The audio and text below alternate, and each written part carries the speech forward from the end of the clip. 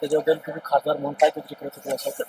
पिंपरी चिंचवड शहरातला संपूर्ण कचरा एकत्रित करून या मोशी डम्पिंग ग्राउंडवरती गेल्या अनेक वर्षापासून आणला जातो. माझ्या पाठीमागे दिसतोय तो एक डोंगर तयार केलेला आहे खरं तर. आणि हा डोंगर तयार करत असताना हे वेस्ट टू एनर्जी प्रकल्प होण्याच्या अगोदरचा हा डोंगर आहे. खरं तर कचऱ्यावरती करोडो रुपये खर्च महापालिका करते. कचरा गोळा करणं, संकलन करणं, इथं आणण्यापर्यंत त्याच्यावर करोड रुपये खर्च करते. आणि हा डोंगर तयार झाल्यानंतर ही वेस्ट टू एनर्जी इमारत होत असताना खरं तर योग्य प्रमाणे नियमानुसार त्या इमारती बांधल्या का याची प्राथमिक चौकशी केली पाहिजे. कारण एखाद्या कचऱ्याच्या ढिगाऱ्याच्या शेजारी तुम्ही ऑफिसची इमारतीला परवानगी देता किंवा ती ऑफिसची इमारत बांधता हेच मुळात चुकीचं आहे. आणि जो कोणी दोषी असेल त्याच्यावरती कारवाई झाली पाहिजे.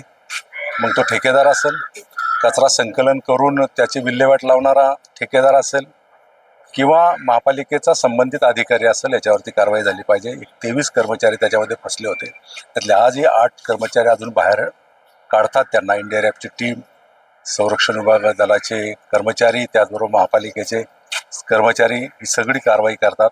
अतिशय ही दुर्घटना परत होऊ नये आणि या दुर्घटनेमध्ये नाहक ज्यांचा बळी जातोय असं समजतंय ते कर्मचारी गरीब घराण्यातले आहेत. त्यामुळे जो कोणी दोषी आहे, ज्याने कोणी चुकीचं काम केलेलं आहे त्याच्यावरती कारवाई झाली पाहिजे. पंतप्रधान नरेंद्र मोदी यांच्या हस्ते या प्रकल्पाचं ऑनलाईन उद्घाटन झालं. उद्घाटनाच्या पूर्वी सुरक्षिततेचे नियम आणि पर्यावरणाचे नियम केंद्र सरकार राज्य सरकारने जाहीर केले होते. त्याचं कुठं उल्लंघन झालं असं वाटतं का तुम्हाला? बघा, मी सांगतो, वेस्ट टू एनर्जी प्रकल्प घेत असताना त्या प्रकल्पाच्या सगळ्या फाईल्स राज्य सरकारच्या माध्यमातून केंद्राला पाठवल्या जातात आणि केंद्र सरकारने तो फंड केंद्र सरकार राज्य सरकारने मंजूर करून हा सगळा प्रकल्प उभा केला गेलेला आहे. जवळपास 1350 कोटी रुपयाचा हा प्रकल्प उभा केला गेला आणि ह्याला 1350 कोटी रुपये केंद्र सरकारची मदत मिळालेली. आणि मोठा एवढा प्रकल्प उभा करत असताना त्या नॉर्म्स पाळल्या का, महापालिकेने परवानगी देत असताना त्या दिल्या का, या कचऱ्याच्या डोंगराच्या शेजारी अशा प्रकारच्या इमारती बांधून अपघात होणार किंवा नाही होणार याची चौकशी केली का, ही सर्व चौकशी अंती खरं तर बाहेर येईल. याची पूर्णपणे या घटनेची चौकशी व्हावी अशी मागणी करणार. सुरक्षतेच्या नियमाबद्दल काय तुमचं म्हणणं? सुरक्षतेचे नियम डावलेत असं वाटतं का? निश्चितपणे. बघा, कचऱ्याच्या डोंगराच्या शेजारी कार्यालय उभं करणं हीच मुळामध्ये चुकीची आहे आणि जो कोणी या गाढवपणा केला त्याला कारवाई त्याच्यावर झाली पाहिजे. खरं तर अशा प्रकारचं कृत्य करणं, मानवजातीचा खरं तर बळी घेणं हे चुकीचं आहे आणि म्हणून ज्यांनी कोणी चुकी केली त्याच्यावरती कारवाई झाली पाहिजे या मताची मी. कचरा डेपोच्या परिसरात बफर झोन म्हणून आपण नागरिकांना घर बांधून देत नाही, परंतु महापालिकेने स्वतः इथं अतिक्रमण केलं असं वाटतं का? नाही, तुम्हाला सांगतो, महापालिकेने वेस्ट टू एनर्जी जो प्रकल्प उभा केलाय त्या प्रकल्पाच्या बाबतीमध्ये मी देखील पूर्णपणा बिल्डिंग परमिशननी ज्या परमिशन दिल्या त्याची माहिती घेणार आहे.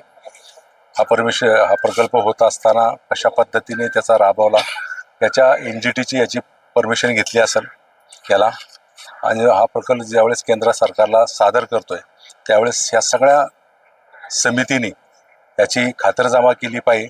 ज्या समित्या नेमल्या होत्या त्यांनी व्यवस्थितपणे पाहिला काय, हे सगळं चौकशी अंती बाहेर येईल. चौकशी कोणी करावं असं काय वाटतं? चौकशी कोणत्या समितीवर? मी या बाबतीमध्ये खरं तर हा अधिकार राज्य सरकारचा आहे, अधिकार माझा नाही चौकशी कोणी करावी.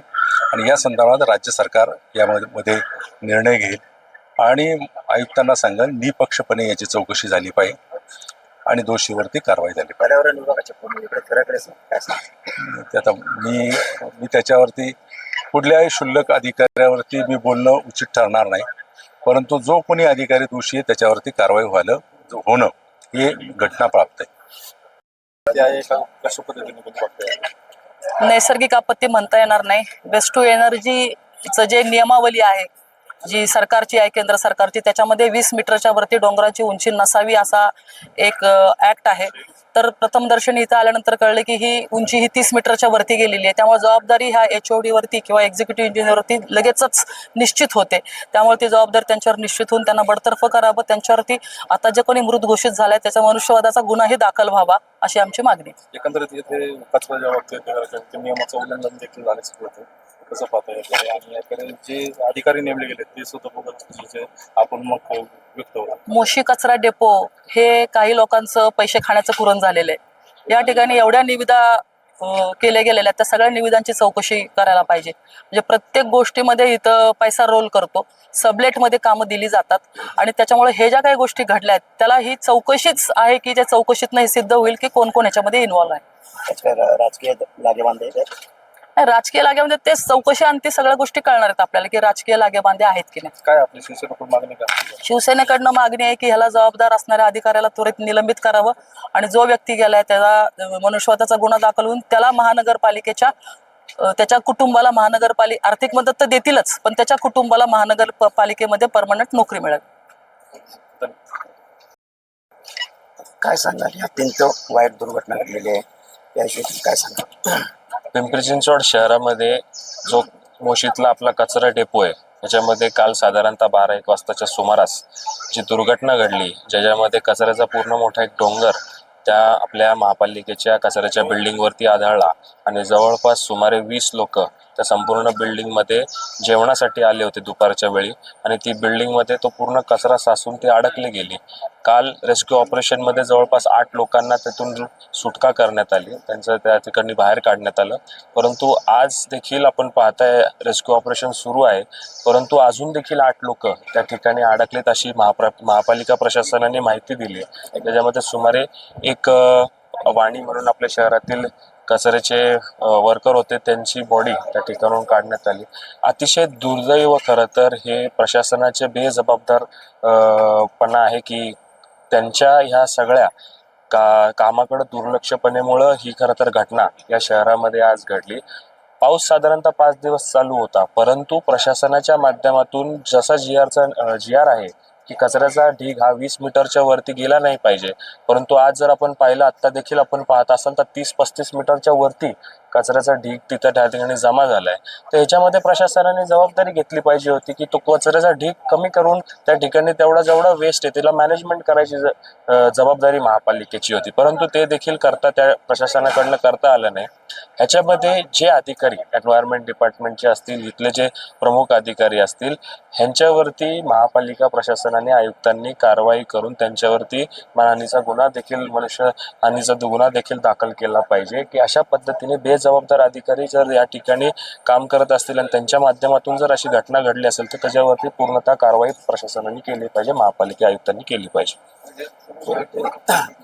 शिवसेना त्यांनी सांगितलं की मनुष्यवधाचा घटना नोंदवली पाहिजे आणि महापालिकेच्या सगळ्या प्रशासनात